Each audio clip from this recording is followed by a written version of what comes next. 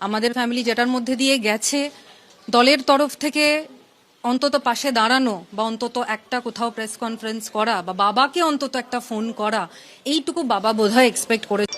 কোনো কিছু ঘটলে বা কারুর ওপর কোনো অন্যায় হলে, অবিচার হলে, অত্যাচার হলে সেটা কেউ শোনার নেই, দেখার নেই। আমার পরিবার তো এক্সপেক্ট করেছিল যে মাননীয় মুখ্যমন্ত্রী একটা ফোন করবে।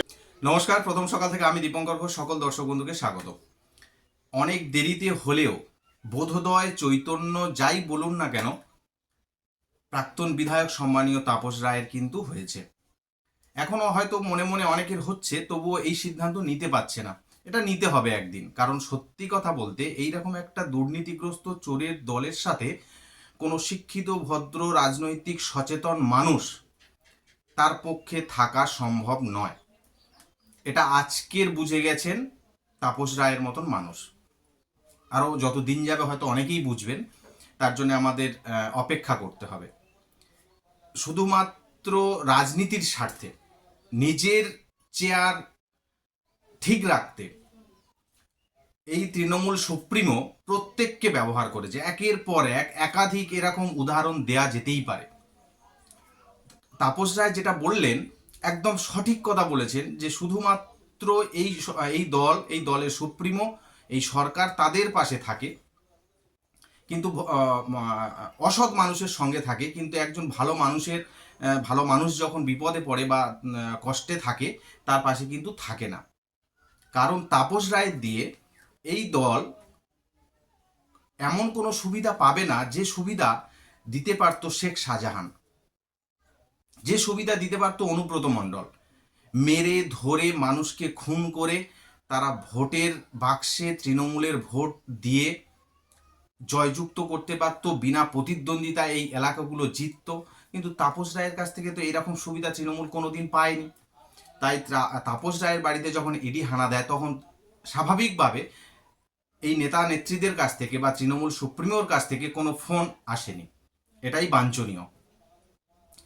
বিধানসভায় দাঁড়িয়ে শেখ শাহজাহানের কথা তার মুখে শোনা যায়, কিন্তু তাপস রায়ের কথা শোনা যায় না। এরকম একাধিক উদাহরণ আছে, আপনারা দেখেছেন প্রথম থেকে। শিলাদিত্য চৌধুরী, আপনারা হয়তো ভুলে গেছেন, অনেকের মনে আছে, আমি আবার মনে করিয়ে দেব। যিনি বলেছিলেন যে এই রাজ্যের মুখ্যমন্ত্রী হিসেবে মমতা ব্যানার্জিকে তিনি দেখতে চান। তারপরে আমরা কি দেখলাম, সারের দাম কমানোর কথা বলে তিনি বলেছিলেন একটি সভায়, সেই সভায় তাকে মাওবাদী তকমা দিয়ে অ্যারেস্ট করিয়েছিল এই সরকারের পুলিশ, পশ্চিমবঙ্গ পুলিশ।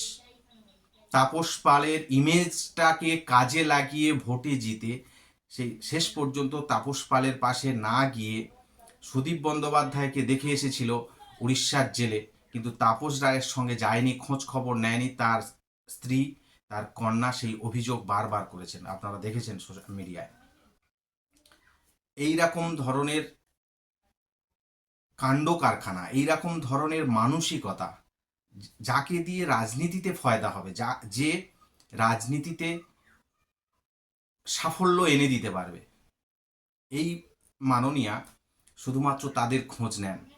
তাই হয়তো কোথাও তাপস রায়ের মতন মানুষ যারা আছেন তাদের খোঁজ নেন না।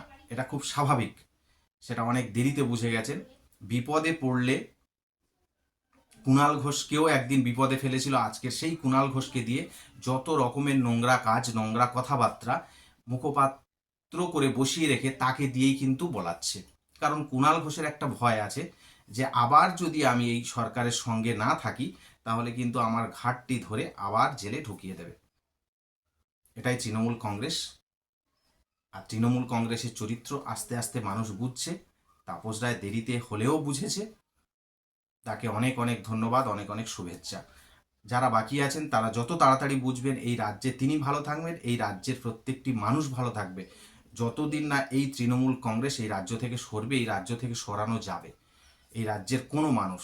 কারণ এই দলটি, এই সরকার মানুষের পাশে থাকে না, চোর গুন্ডাদের পাশে থাকে, দেশদ্রোহীদের পাশে থাকে, যারা শুধুমাত্র মেরে ধরে এই দলের হয়ে ভোট করা এবং বিনা প্রতিদ্বন্দ্বিতায় আনকন্টেস্টেড অবস্থায় যারা জিতিয়ে আনবে তারাই এই দলের সম্পদ, এই দলের নেতা।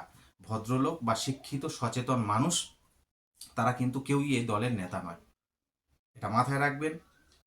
আশা করব আগামী দিনে প্রত্যেকটি মানুষের এইরকম বোধোদয় হবে, চৈতন্য হবে, এই আশা নিয়ে এই প্রতিবেদন এখানে শেষ করলাম।